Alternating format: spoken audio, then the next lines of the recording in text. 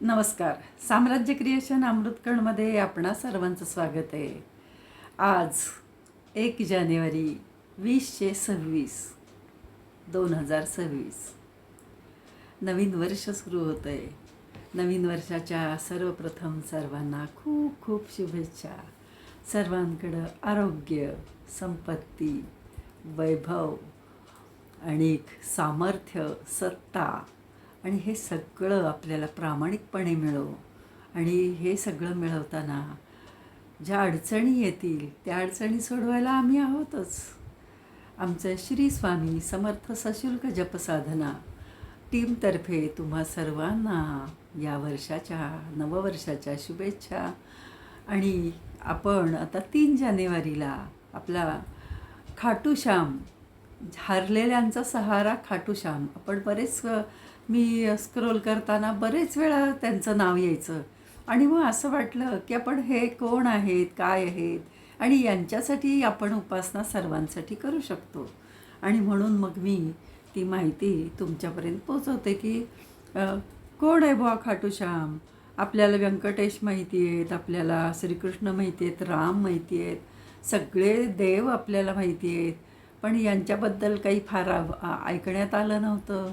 आणि मग आता आपण काय करायचं, तर ती माहिती मी सर्च केली आहे, तीच तुमच्यापुढे मी मांडते आहे. की ही माहिती विकिपीडियाकडून घेतलेली आहे आपण. खाटूश्याम कथा महाभारतातील शूरवीर बर्बरीकची कथा आहे, ज्याने युद्धापूर्वी आपले शीश, आपले डोके श्रीकृष्णाला अर्पण केले. श्रीकृष्णाने प्रसन्न होऊन त्याला कलियुगात खाटूश्याम म्हणून पूजले जाईल आणि पराभूतांचा आधार म्हणून ओळखले जाईल असे वरदान दिले. त्याचे मस्तक राजस्थानातील खाटू गावामध्ये प्रकटले, म्हणून त्यांना खाटूश्याम बाबा म्हणतात. आणि हे ठिकाण भक्तांसाठी एक मोठे श्रद्धास्थान झाले आहे, जेथे त्यांच्या इच्छा पूर्ण होतात अशी मान्यता आहे. कथेचा सारांश असा की बर्बरीक म्हणजे भीम आणि हिडिंबाचा पुत्र घटोत्कच याचा मुलगा, म्हणजेच भीमाचा नातू. त्याला तो अत्यंत पराक्रमी योद्धा होता आणि त्याला 3 अचूक बाण मिळाले होते. शपथ म्हणून भाग आहे त्याच्यामध्ये. बर्बरीक युद्धात नेहमी पराभूत होणाऱ्यांच्या बाजूला पाठिंबा देतो. श्रीकृष्णाची परीक्षा म्हणजे कुरुक्षेत्र युद्धात बर्बरीकची शक्ती संतुलनासाठी धोकादायक ठरली, तेव्हा कृष्णाने ब्राह्मणाच्या रूपात येऊन त्याची परीक्षा घेतली आणि त्याला युद्धातील त्याचे योगदान पाहण्यासाठी आपले शीश अर्पण करण्यास सांगितले. आणि त्याचे वरदान भाग आला आहे की बर्बरीक महान त्यागावर, बर्बरीकच्या ते शीश त्यांनी काढून दिल्या त्या त्यागाबद्दल प्रसन्न होऊन श्रीकृष्णाने त्याला कलियुगात खाटूश्याम म्हणून पूजले जाईल आणि तो लखदातार म्हणजे भाग्यविधाता म्हणून ओळखला जाईल असे वरदान दिले. खाटूश्याम बर्बरिकाचे मस्तक खाटू गावात प्रकटले, म्हणून ते खाटूश्याम म्हणून पूजले जातात. खाटूश्याम बाबांना पराजितांचा आधार म्हणतात. हरलेल्यांना, संकटात असलेल्यांना ते आधार देतात. राजस्थानातील खाटूश्याम मंदिर हे तीर्थक्षेत्र जिथे देशभरातून भाविक लोक जातात.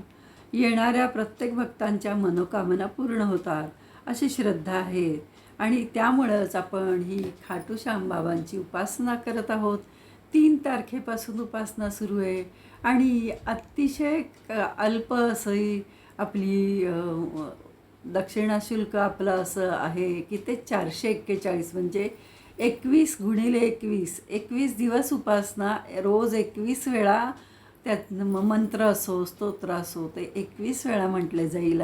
आमची टीम प्रत्येकी 7-7 वेळा म्हणते. आणि दुसरी गोष्ट अशी की एक दिवस आम्ही जादा आमच्याकडून करणार आहे, तेव्हा 3 तारीख ते 26 तारीख अशी आमची ही उपासना असणार आहे. तर या उपासनेला आपण जोडले जा अशी मी आपणास विनंती करेन.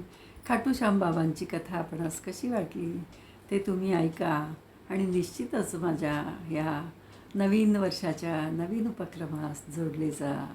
श्रीराम समर्थ. श्रीराम समर्थ.